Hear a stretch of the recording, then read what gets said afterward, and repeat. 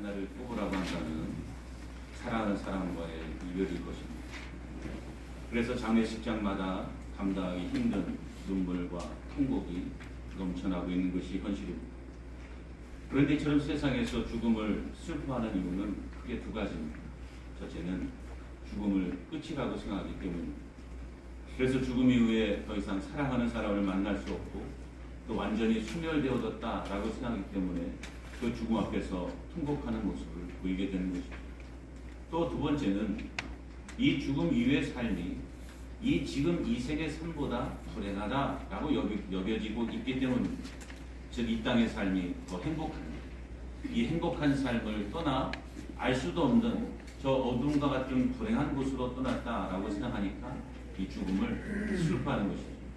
그래서 우리가 잘 알고 있는 속담 중에도 이 개똥밭에 불러도 이 이승이 더 낫다라고 하는 말이 나올 정도인 것입니다. 그러나 성경이 바라보는 이 죽음의 관점은 이 세상이 바라보는 것과는 전혀 다릅니다. 먼저 이 신약 성경이 성경이 바라보는 이 죽음의 관점은 세상처럼 끝이 아니라 시작입니다. 이 세상의 모든 삶을 살고 난 후에 하나님께서 예비하신 이 땅과는 비교할 수 없는 하나님의 새로운 나라로 이끌어가는 통로, 그 시작점이 바로 죽음이라는 것입니다.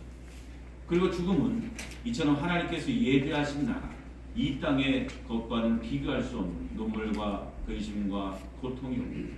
하나님이 통치하시는 이 땅의 어떤 것과도 비교할 수 없는 완전하고 아름다운 나라로 들어가는 통로라는 것.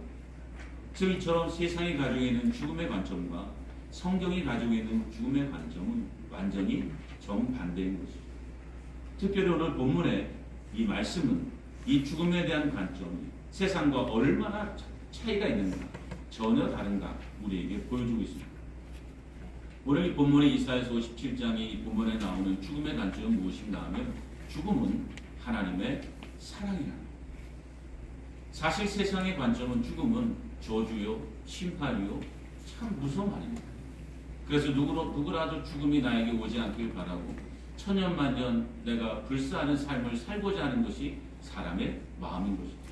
그래서 누가 일찍 세상을 떠나게 되면 야 불행하다, 불쌍하다 이렇게 여기게 되죠.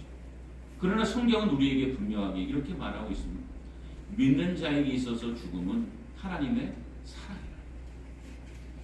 그래서 일찍 세상을 떠난 것은 불행이 아니라 오히려 행복이고 하나님의 사랑의 확증입니다. 왜냐하면 이 죽음은 하나님께서 그 영혼을